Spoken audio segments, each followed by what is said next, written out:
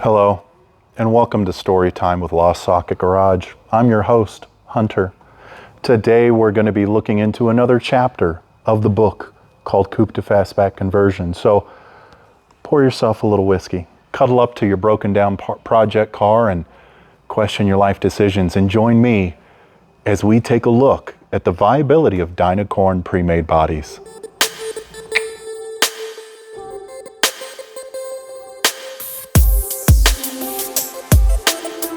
All right, everybody, welcome to Lost Socket Garage. My name is Hunter. Today we're going to be talking about kind of a hot button subject. I've gotten a lot of comments about purchasing just the Dynacorn pre-welded body, you know, basically as the full shell. And I wanted to kind of bring that in and add that into some of the numbers that we were looking at when looking at a potential donor for a coupe-to-fastback conversion. And if you don't know what I'm talking about, we did a whole video where we broke down 3 different scenarios. I'll leave the link in one of these corners. We break down all 3 different scenarios and kind of add up the costs that are involved. Well, a lot of comments coming through about, well, what about the Dynacorn shells? So I want to get into that a little bit. But first off, about 95% of you who watch our videos are not subscribed. So you should try hitting the subscribe button. We release regular content, and of course it helps the channel. It helps us as a shop be able to continue to create videos that are maybe helpful, sometimes helpful, who knows. Like and subscribe. Okay, so this is the sheet. This is a sheet that we were talking about from our previous video.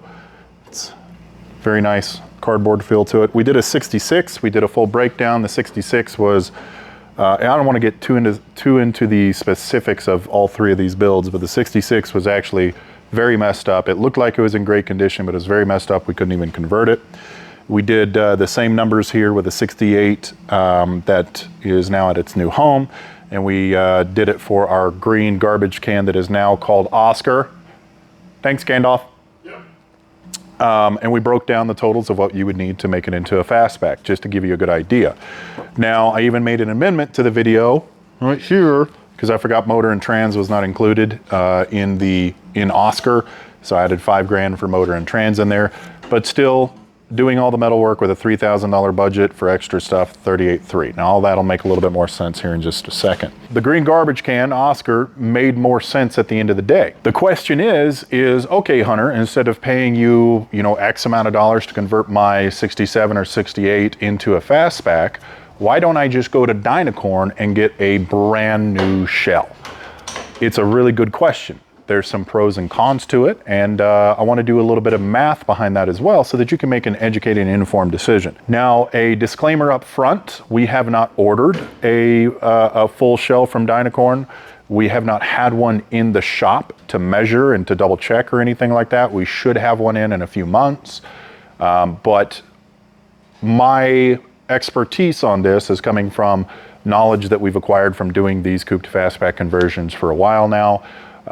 And my experience with other customers who have ordered or are trying to order the Dynacorn shell and my research. So with that disclaimer out of the way. So first off, I priced out everything for just a 68 full Dynacorn shell. Off the bat, these sell for $17,500 is the listed price. There's also a crate fee on there of like $600. That is not shipping. That's just to put it in a big metal crate, and then you pay shipping on top of that, okay? So I put 18 grand for the shell. Now, a lot of these things you're still going to need with the coupe-to-fastback conversion, but the things that the shell comes with, it comes with doors and a deck lid. That's it.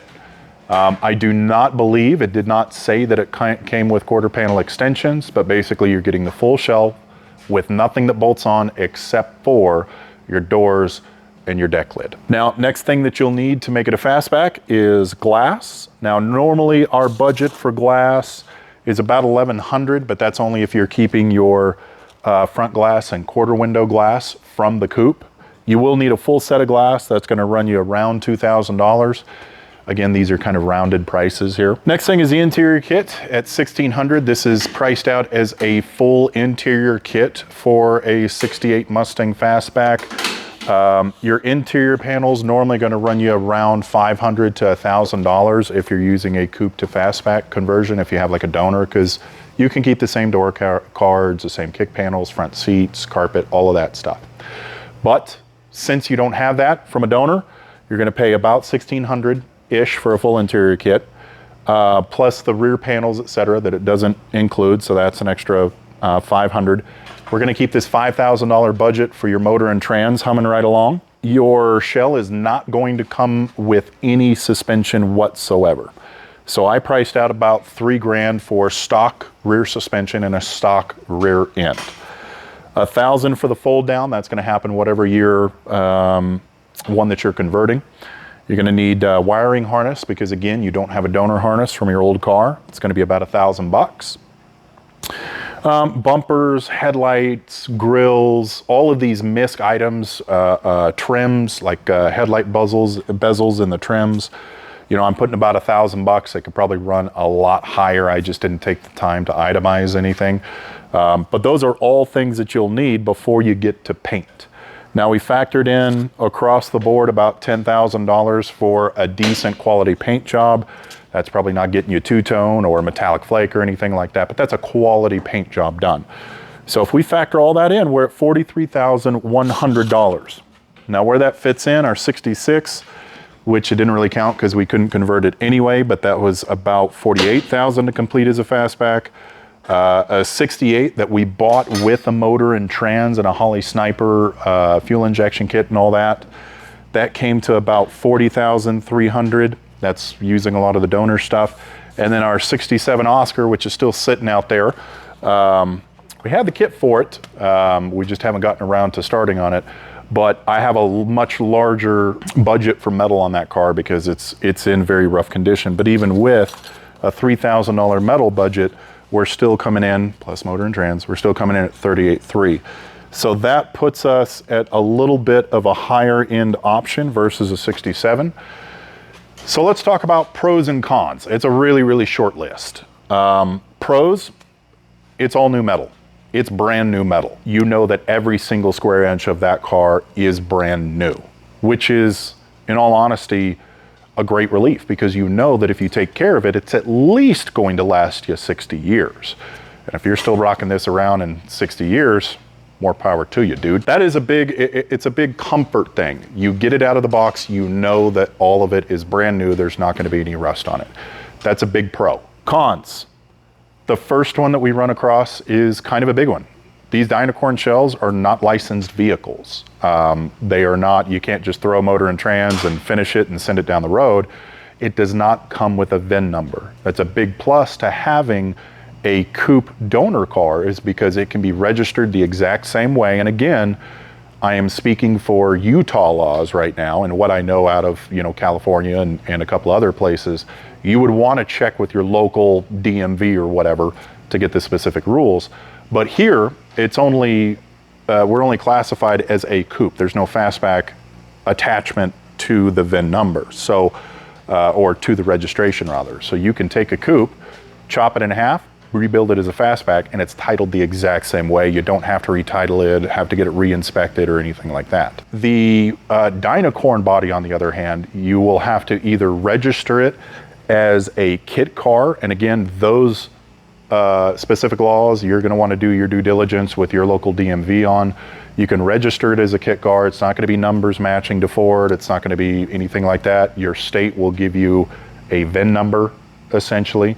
That's going to be kind of like if you're, you know, if you build like a replica GT out of factory 5 or something like that, same type of principle. If you have a coupe donor, basically you don't have to do that. You can also have a donor and not register it as a kit car, but a lot of those methods are very, very frowned upon and we're not going to cover them here. Wait time is another one. Now they've caught up, I believe. I haven't talked to them recently. About 6 months ago, they were still about 12 months out. They were even further, you know, 6 months previous to that. I think they were like 18 months out at that point in time. So 12-month wait, it's not terrible. If you were to call me today and we got our parts ordered and everything today, you would be looking at about a 6-month turnaround. So our lead time currently, and check the date of this video, but our lead time currently is about 4 to 6 months. It's about how long it takes us to get parts. So you would have a fastback back to your door in about 7 months, because the turnaround time for us is 2 to 4 weeks, depending. So 12-month wait, it could be a little bit longer. I haven't checked recently, but that's something you definitely need to check. Measurements.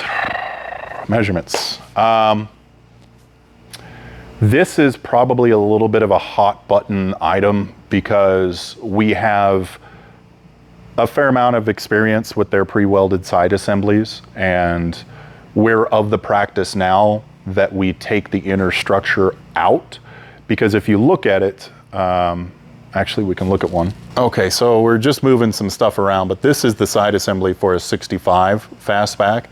Includes wheel wells, so it's an entire side assembly. So essentially what we do with the side assemblies is we remove the wheel well, the rocker, we take out the inner structure essentially. We don't use any of the A-pillar stuff, kick pan stuff. We don't use any of that, and we take it off the new side assembly so that we don't have to worry about it. Part of the reason we do that though is we did have an issue. Again, we did a video about it a long time ago. I think it was like a year ago. Again, I'll throw it in one of the corners, where we look at a side assembly that we were having a lot of issues with. Now, the side assembly where the door actually mounts below the A-pillar, it was off like 1/4 of an inch. It was costing us a 1/2 inch door gap. But that was because we just slapped on the pre-welded side assembly. So we took it apart and we remeasured and we were able to fix it.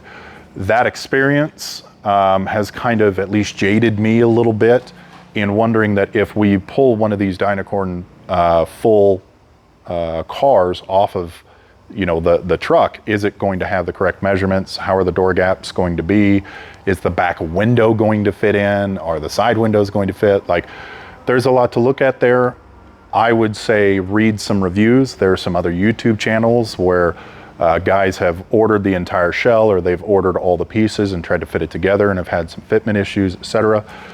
Do your due diligence on the fitment aspect. I can only tell you what our experience has been. The last thing to note here is it's not a roller. So logistics are important. They're going to charge you a little bit extra if you're not delivering this to a industrial, like a business with a loading dock, etc. They're going to charge you more. This is going to be a forklift car, so if you're trying to get this delivered in your driveway, it's going to be fairly expensive, and you need to have some sort of suspension set up for it right when you bust it out, or a jig that it can go on. Otherwise, you're not really going to be able to slide it into your garage or your shop. Think of mobility when you're thinking about this. Where can you have it delivered, and how can you get it to where it needs to be so that you can put it all back together? So I hope a few of these notes have helped you today. We kind of broke down everything, put together the math. Again, the math is very, very round numbers. I think what it really comes down to is your specific scenario. Do you have a C-code coupe hanging out in your driveway that is not doing anything but being a paperweight, and you wanted a fastback? Are you looking for a brand new fastback? You're going to resto mod it. You don't care about VIN numbers. You just want to make sure all of it is brand new. Maybe the Dynacorn setup is the right way to go. Finding something really rough, or finding something very, very pretty that just needs the metalwork done. These are all things that, again, we talk about in our other video. Make a budget, break these things down, do your due diligence, and I hope that this video helps you along with that due diligence process. Now also, if you're wondering why I wear this hat, because I had to pay $500 for this hat to Snap-on just to get my complimentary air impact gun. You guys like it? Let me know if you like it in the comments. Alrighty, well, I really, really hope that this content helps. Consider subscribing and liking. If you guys are long-term watchers and supporters of the videos, consider joining down below. It really helps the shop out. We want to hear from you guys. Send us a 3-minute video of your project, of your ride. It doesn't have to be a Ford Mustang. Tell us a story about it. Keep it to 3 minutes and we might feature you here on the channel. Until next time, guys, do what you love. Don't be a dick. And as always, never be tamed. Peace!